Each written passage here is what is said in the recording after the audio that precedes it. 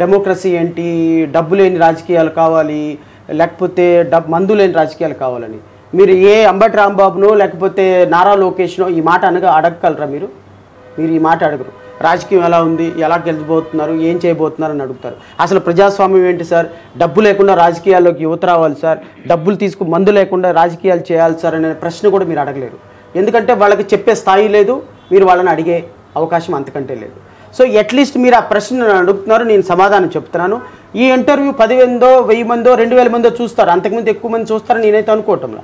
ఎందుకంటే మనం చెప్పేటువంటి సాంప్రదాయమైనటువంటి మాటలు వినేటువంటి ఓపిక ప్రజలకు లేదు. అది అంతా ఎంటర్టైన్మెంటు, లేకపోతే దాన్ని మసాలా మిక్స్ చేసి చెప్పేటువంటి వాళ్ళకు ఉన్నంత ఆదరణ నాలాంటి వాళ్ళకు ఉండదన్న విషయం నాకు చాలా క్లియర్గా తెలుసు. అయినప్పటికీ కూడా ఈరోజు చేస్తున్నటువంటి ప్రయత్నం మన భావితరాలకి ఏమైనా ఒక మంచి ప్రయోగం వస్తుందేమో ఆలోచన. మీ పార్టీ విషయానికి వస్తే కోడికత్తి శ్రీను కిరాతకంగా చంపినా ఒప్పుకున్న ఒక నేరస్తుడికి టికెట్ దస్తగిరికి ఎలా చూడాలంటారు? ఇప్పుడు ముంబైలో 150 మందిని చంపిన కశ్యప్ ఉన్నాడు.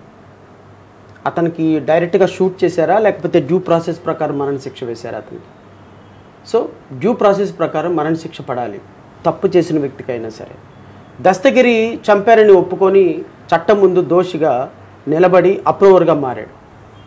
ఇప్పుడు దస్తగిరి సాక్షి మాత్రమే, అంతకుడు కాదు. దస్తగిరి సాక్షి మాత్రమే. ఒకవేళ సాక్షిగా ఉన్నప్పటికీ కూడా ఒకవేళ ఆయన రేపొద్దున మర్డర్ చేశాడు అని కోర్టు భావిస్తే అతనికి మరణశిక్ష వేస్తుంది. నేను అలా న్యాయస్థానం మరణశిక్ష వేస్తే నేను ఎవరిని కాదంటానికి, అండ్ నేను ఖచ్చితంగా యాక్సెప్ట్ చేసి తీరాల్సిందే. కానీ దస్తగిరికి ఈ రోజున ప్రాణభయం, ఏ రోజు బ్రతుకుతాడో ఏ రోజు చచ్చిపోతాడో తెలియని పరిస్థితుల్లో. అంటే ఇక్కడ 2 కాన్ఫ్లిక్ట్స్ ఉన్నాయి. ఒకవైపు మీరు న్యాయవాద వృత్తిలో ఉన్నారు, న్యాయవాద అనుభవం మీకు చాలా ఎక్కువగా ఉంటుంది. అప్రూవర్గా మారిన ఒక వ్యక్తి ఖచ్చితంగా శిక్ష పడితే యాక్సెప్ట్ చేస్తానంటున్నారు. ఈ 2 లైన్లను ఎలా చూడాలి? అదే వ్యక్తి మీరు టికెట్ ఇచ్చారు పార్టీ.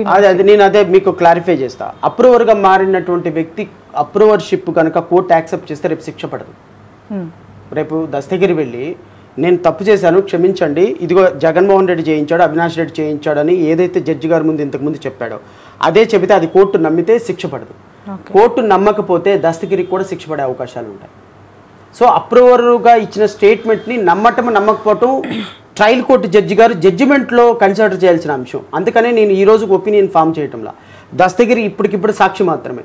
ఈ సాక్షి చెప్పినటువంటి వాంగ్మూలాన్ని కోర్టు నమ్మితే రేపొద్దున దస్తగిరిని విడుదల చేస్తారు. నమ్మలేదు అంటే దస్తగిరికి శిక్ష పడుతుంది.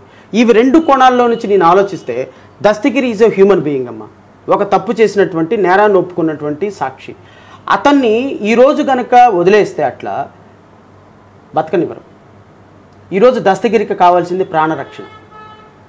ఒక తప్పు చేసినటువంటి వ్యక్తి డ్యూ ప్రాసెస్ ఆఫ్ లా ప్రకారమే అతను చంపాలి తప్ప మీ ఇష్టం వచ్చినట్టు నాకు రాజకీయం ఉంది కదా, నాకు జనాలు ఉన్నారు కదా అని నిన్ను చంపేసేసి వాళ్ళ మీద వీళ్ళ మీద నెట్టేస్తే రేపొద్దున ఒక ప్రాణం పోతుంది. నా దగ్గరకు వచ్చి నాకు ప్రాణరక్షణ కావాలి అని అడిగినప్పుడు ఒక రాజ్యాంగవాదిగా నేను అతనికి ప్రాణానికి రక్షణ కల్పించాల్సిందే కదా, అతని భవిష్యత్తుకి నేను భరోసా ఇవ్వాల్సిందే కదా. రేపొద్దున లా ఏం చేస్తుందని that is a different issue. ఈరోజు దస్తగిరి అనేటువంటి వ్యక్తి జగన్మోహన్ రెడ్డి మీద ఎమ్మెల్యేగా నుంచోబట్టి అతనికి ప్రాణాలకి సేఫ్టీ దొరుకుతుందని నేను భావించాను. అలాంటి వ్యక్తులు రాజకీయాల్లోకి రావటం వల్ల దస్తగిరి అనేటువంటి వ్యక్తి ఒక విక్టిమ్. దస్తగిరిని కాకపోతే ఇంకొకరిని వాడుకుంటారమ్మా. చంపాలి అనే ఉద్దేశాన్ని చంపాలి తప్ప చంపిన వ్యక్తిని కాదు కదా చంపాల్సింది. దస్తగిరికి ₹1 కోట్లు ఇచ్చారు, ఇంకొకటికి 2 కోట్లు ఇస్తారు, బీహార్ నుంచి కిల్లర్ని దింపుతారు. అతన్ని అరెస్ట్ చేయాలి తప్ప ఇప్పుడు రేపొద్దున ఈవెన్ తెలుగుదేశం పార్టీ లాంటి వాళ్ళు దస్తగిరిని చంపేసి జగన్మోహన్ రెడ్డి మీదకి నెట్టేయచ్చు కదా. రాజకీయంగా జగన్మోహన్ రెడ్డి ఏమో దస్తగిరిని వాడుకొని ముఖ్యమంత్రి అయినాడు, దస్తగిరిని వాడుకొనేమో చంద్రబాబు నాయుడు ముఖ్యమంత్రి అవ్వాలనుకుంటున్నాడు. అంటే వీళ్ళిద్దరి మధ్య పాముగా మారిపోయినటువంటి దస్తగిరికి రక్షణ ఎవరివ్వాలి? ఆయనకి భరోసా ఎవరివ్వాలి? ఆయన తరపున ఒక్క లాయర్ ఆర్గ్యూ చేయటం లేదు, ప్రతి ఒక్కళ్ళు భయపడిపోతున్నారు. సో అతని ప్రాణానికి అతని కుటుంబానికి రక్షణ ఎవరివ్వాలి అనేటువంటి కోణంలో ఆలోచించి అతని పార్టీలో చేర్చుకున్నాం. ఈవెన్ కోడికత్తి శ్రీనివాస్ని కూడా పార్టీలో చేర్చుకోవడానికి కారణం అదే. We are all about for living in a democratic country. Sravani garu, డెమోక్రసీలో ప్రాణానికి రక్షణ లేనప్పుడు ఈవెన్ నువ్వు 10 మర్డర్లు చేసినా నిన్ను డ్యూ ప్రాసెస్ ఆఫ్ లా ప్రకారమే శిక్షించాలి అనేటువంటి నమ్మే వ్యక్తిని. సో నేను వాళ్ళకి టికెట్ ఇచ్చిన విషయంలో, వాళ్ళని డెమోక్రసీలో పార్ట్ అండ్ పార్సల్ చేసే విషయంలో రాజ్యాంగాన్ని నేను ప్రామాణికంగా తీసుకుంటున్నాను. ఈవెన్ తప్పు చేసిన వ్యక్తి అయినా క్షమించమని అడిగినప్పుడు శిక్షించకుండా క్షమించేటువంటి భారత శిక్షా స్మృతి మనకు ఉంది కాబట్టి ఆ శిక్షా స్మృతిని చెప్పుకొని జడ్జిమెంట్లు చెప్పాను నేను. వాళ్ళని జస్టిఫికేషన్, వాళ్ళని పార్టీలో చేర్చుకోవటమో టికెట్లు ఇవ్వటంలో 100% జస్టిఫికేషన్ ఉంది అని నేనైతే భావిస్తాను. రైట్. ఇదే Vivekananda Reddy murder issues AP పాలిటిక్స్లో ఎటువైపు వెళ్తున్నాయి మీరు చూస్తున్నారు. 2019 ఐ థింక్ March 15th అని చనిపోయారు. 5 years కంప్లీట్ అవ్వగానే అదే కుటుంబం నుంచి ముద్దాయిలు అవ్వచ్చు, నేరస్తులుగా పరిగణించబడుతున్న వ్యక్తులపై పోటీ అంటూ ఒకవైపు జగన్ గారి పైన మీరు దస్తగిరిని దింపితే, అవినాష్ రెడ్డి గారిని విమర్శిస్తూ ఉన్న షర్మిల ఆయనపై పోటీకి ఈరోజు సవాల్ చేసిన పరిస్థితి ఎలా చూడాలంటారు? ఈ ఎంటైర్ ఒక మర్డర్ పొలిటికల్ ఇప్పుడు షర్మిలకి వాళ్ళ అన్నయ్య డబ్బులు ఇచ్చినట్టయితే, ప్రాపర్టీస్ సెటిల్ చేసినట్టయితే షర్మిల రాజకీయ పార్టీ పెట్టేదమ్మా వైఎస్ఆర్టీపీ తెలంగాణలో? కేవలం డబ్బుల కోసమే ఆమె పార్టీ పెట్టింది. మరి దేనికోసం పెట్టారు? డబ్బులు ఇవ్వలేదు, ఆయన షేర్ ఇవ్వలేదు ప్రాపర్టీలోనే కదా. అంటే అంతకుముందే ఆమె ఎన్నో ప్రచారాల్లో పాల్గొన్నారు, పాదయాత్ర చేశారు. రాజకీయంగా పదవి ఇవ్వలేదు, వైఎస్ఆర్సీపీలో పదవి ఇవ్వలేదు, వాళ్ళ ఆయనకి పదవి ఇవ్వలేదు, వాళ్ళ ఆస్తులు ఇవ్వలేదు అనే కదా ఆమె విభేదించింది అన్నతో. లేకపోతే ఇంకేమైనా పర్సనల్గా వేరే విభేదాలు ఏమైనా ఉన్నాయా? అవి తెలియాలి. యాక్చువల్లీ ఆవిడే చెప్పింది, నేను చెప్పలా, మీరు చెప్పలా.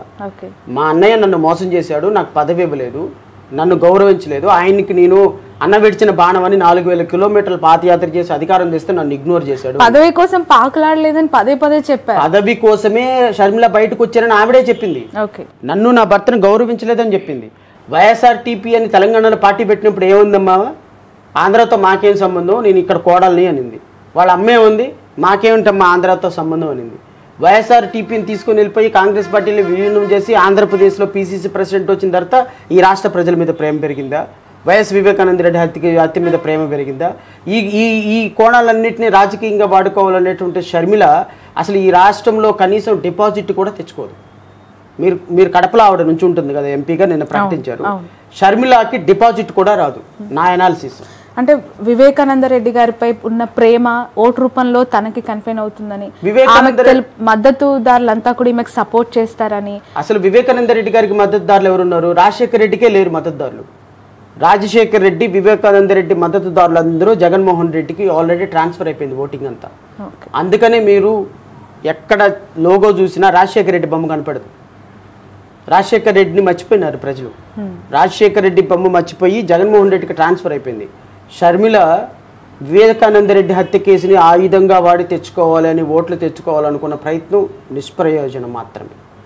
ఈవెన్ సునీత కానీ షర్మిల కానీ వీళ్ళలో బేస్ లేని ఆరోపణలు, రాజకీయంగా ఆరోపణలు చేస్తున్నారు తప్ప నిజంగా వాళ్ళకి ఈ రాష్ట్ర ప్రజల పట్ల ప్రేమ లేదు, వైఎస్ వివేకానంద రెడ్డి గారి హత్య పట్ల వివేకం లేదు. బట్ సునీత ఎఫర్ట్స్ని మాత్రం నేను అప్రిషియేట్ చేయాలి. షర్మిల రాజకీయంగా వాడుకుంటుంది కానీ సునీత యాజ్ బీయింగ్ అ డాటర్గా she's fighting, she's giving a good fighting. Because ఆవిడ వల్ల ఈరోజు ఈ కేసు ఇంత స్థాయికి రాగలిగింది. నేనేమంటానంటే వైఎస్ వివేకానంద రెడ్డి హత్య కేసుని వాడుకొని ఒక ఆయన ముఖ్యమంత్రి అయినాడు. అదే వివేకానంద రెడ్డి హత్య కేసు నిందితులని ఇష్యూని వాడుకొని చంద్రబాబు నాయుడు ముఖ్యమంత్రి అవ్వాలని చూస్తుంది. చంద్రబాబు నాయుడికి సహకారం చేస్తుంది YS Sharmila and YS Sunitha. These are people are working for Chandrababu Naidu. So ఒక మర్డరు ఒక రాష్ట్ర రాజకీయాలని శాసించే స్థాయికి రావటం అత్యంత దుర్మార్గం అమ్మ. Education is not a matter, employment is not at all a discussion point, inflation is not at all a point for discussion. రాష్ట్రంలో దళిత బిడ్డల మీద జరిగిన దాడులు, మైనార్టీ బిడ్డల మీద జరిగిన దాడులు, అణగారిన వర్గాల మీద జరిగిన దాడులు, మద్దతు ధర రైతులకు ఇవ్వనటువంటి వ్యవహారాలు ఇవేమీ ఎలక్షన్ ఎజెండాలో, ఎలక్షన్ పాయింట్లో లేకుండా మీ మీడియా చాలా అద్భుతంగా కవర్ చేసింది. మా మీడియా అబ్సల్యూట్లీ మీ మీడియానే. ప్రజల్ని మోసం చేసేది మీడియానే, ప్రజల్ని చైతన్యపరిచేది మీడియానే. మోసం చేస్తున్న మీడియా అంతా ఒక పక్క, చైతన్యపరుస్తున్న మీడియా ఒక పక్క. ఎలా మోసం చేస్తుందంటారు సార్? పదే ఏ చిన్న విషయం మీడియా చూపించట్లేదు, మీడియా వన్ సైడెడ్ ఉంది అని మీడియా మీద ఈ మధ్య కాలంలో అఫ్ కోర్స్ నిజంగా ఈ సందర్భంలో నేను మీతో అంటున్నాను, ఏదో ఒక చిన్న వీడియో చేస్తే దాని మీద కూడా పేటిఎం బ్యాచ్ అని ఎంత డబ్బులు తీసుకున్నాను అంటే ప్రతిదాన్ని డబ్బులతో మూట కట్టేయడం, డబ్బులతో కంపేర్ చేయటము. అంటే ఎవరి దగ్గరైనా ఏదైనా ఆశించి చేస్తారా? మీడియా అలా అయిపోయిందా? అబ్సల్యూట్లీ అయిపోయింది మీడియా. దాంట్లో సెకండ్ థాట్ ఎందుకు మీడియా అయిపోయిందంటే నేను చెప్తా. అంటే 100% నేను అన్ని ఛానల్స్ని ఒక గాడిని కట్టాను. కానీ మీడియా అనేది ఒక రాజకీయ పార్టీల ఎజెండాలో పనిచేస్తుందని అయితే మాత్రం నేను చెప్పగలను. ఇప్పుడు ఈ రాష్ట్రంలో సింపుల్ లాజిక్ చెప్తా. ఈ రాష్ట్రంలో నేను 2019 నుంచి 2023 నవంబర్ వరకు కొన్ని వేల డిబేట్లలో మాట్లాడుంటా ప్రజా సమస్యల పట్ల. 2023 నుంచి నవంబర్ నుంచి నేను ఒక పార్టీని విభేదించేటప్పటికి ఒక మీడియాకి దూరం అయిపోయినా. వై? అప్పటి నుంచి ఇప్పటి వరకు చాలా అంశాలు జరుగుతున్నాయి కదా. వై? ఎందుకు ఇన్వైట్ చేయటం అంటే మీడియా ఇస్ అలాంటి మీడియా పైన ఒక రాష్ట్ర ముఖ్యమంత్రి కూడా పోరాటం చేస్తున్నారు. దాన్ని కూడా ఒక ప్రతిపక్షంలా భావించి పదే ఆయన ఉపన్యాసాల్లో ఆయన ఆ ఛానళ్ల పేరు ఆ పత్రికల పేరు తీస్తున్నారు అంటే ఆ స్థాయిలో ఆయనకే నెగిటివ్ గా అక్కడి నుంచి ఫోర్స్ వస్తుంది. కాబట్టి మీలాంటి వాళ్ళు నేను అదే అంటున్నా. ఇప్పుడు కాన్స్టిట్యూషన్ లో 3 రంగాల తర్వాత అత్యున్నతమైనటువంటి అంగం 4th ఎస్టేట్. న్యూస్ లాగా చూడండి అమ్మా. మీరు న్యూస్ లాగా చూస్తున్నారా?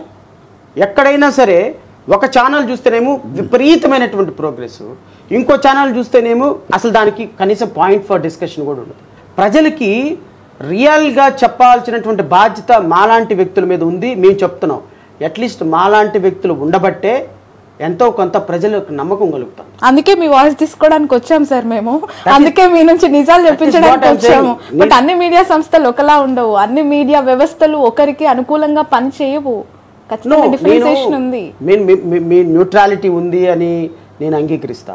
కానీ ఈ న్యూట్రాలిటీలో మన ఫోకస్ ఎంతవరకు వెళ్తుంది, ప్రజలకు ఎంతవరకు రీచ్ అవుతుంది అంటే ప్రజలు కన్ఫ్యూజ్ అయిపోతున్నారు. ఇది కరెక్టా, అది కరెక్టా, ఇది కరెక్టా, ఏది కరెక్ట్ అని కన్ఫ్యూజ్ అయిపోతున్నారు. రాష్ట్ర ప్రజలకి వైఎస్ వివేకానందరెడ్డి హత్య కేసులు వాడుకొని చంద్రబాబు నాయుడు తెలుగుదేశం పార్టీ మరలా ముఖ్యమంత్రి అవ్వాలి అనుకొని ఎజెండాతో పనిచేసింది. నేను దీన్ని ఖండిస్తా. దస్తగిరిని వాడుకొని ముఖ్యమంత్రి అవ్వాలని చంద్రబాబు నాయుడు, ఇంకొకళ్ళని వాడుకొని చంపేసి ముఖ్యమంత్రి అవ్వాలని జగన్మోహన్ రెడ్డి. ఈ ఓవరాల్ ఇష్యూ మొత్తాన్ని తమ స్వప్రయోజనాలకు మార్చుకుంటున్నటువంటి ఛానల్స్. వీటిల్లో ప్రజలు పిచ్చోళ్ళైపోతున్నారు. ఫైనల్గా నేను చెప్పాలనుకుంది ఏంటి అంటే ఈ వైఎస్ వివేకానందరెడ్డి హత్య కేసు 2019లోనూ ఎలక్షన్ పాయింటే, 2024లోనూ ఎలక్షన్ పాయింట్. వీళ్ళిద్దరూ గెలవకూడదు. మరి ప్రజలు నమ్మలేదు అంటే వీళ్ళిద్దరు గెలుస్తారు. వీళ్ళిద్దరు గెలిచారు అంటే ప్రజలు నమ్మలేదు అని అర్థం. సో రేపొద్దున జగన్మోహన్ రెడ్డి స్ట్రాటజీ గెలుస్తుంది. ఆ సిచ్యువేషన్ ప్రస్తుతం రియాలిటీలో కనిపిస్తుందంటారా? మీ అభిప్రాయం ఏంటి? ఎందుకు అంటే నంద్యాల నుంచి పోటీ చేస్తానన్నారు, లేదంటే జమ్మలమడిగి ఎమ్మెల్యేగా బరిలోకి దిగుతారు, రకరకాల స్పెక్యులేషన్స్ తర్వాత ఆఫ్టర్ దెన్ నిన్న కడప ఎంపీగా బరిలోకి దిగుతున్నాను, కేవలం వివేకానందరెడ్డి గారి కోరిక మేరకే నేను పోటీ చేస్తున్నాను అని చాలా స్ట్రాంగ్గా చెప్తున్నారు Sharmila. I don't think so అమ్మా. ప్రజల్లో ఈ మర్డర్ అంత ఇన్ఫ్లుయెన్స్ చేస్తుందని నేనైతే అనుకుంటాను. రాయలసీమలో మాట్లాడుకుంటున్నారు దీంతో. బట్ ఇది ఓటర్ని గెలుపు ఓటముల్ని ఇన్ఫ్లుయెన్స్ చేసే స్థాయిలో వైఎస్ వివేకానందరెడ్డి హత్య కేసు ఉంటుందని నేనైతే అనుకోవటంలా. ప్రజలు దీన్ని చాలా సిల్లీగా తీసుకుంటున్నారు. రాజకీయాల్లో మర్డర్లు చేయటం, వాళ్ళు కంటెస్ట్ చేయటం, ప్రజల్ని మభ్య పెట్టడం, ఇవన్నీ it is all about part and parcel of democracy. ఈ మర్డర్ కేసుని మనం వాడుకొని ఈ ప్రభుత్వం ఎలా చేసింది కాబట్టి ఓటేయద్దు, చంద్రబాబు నాయుడు ఎలా చేసాడు కాబట్టి ఓటేద్దామని అనుకుంటున్నారని అయితే నేనైతే గ్రౌండ్ లెవెల్లో ఈ రియాలిటీ ఉందని నేను అనుకుంటాను.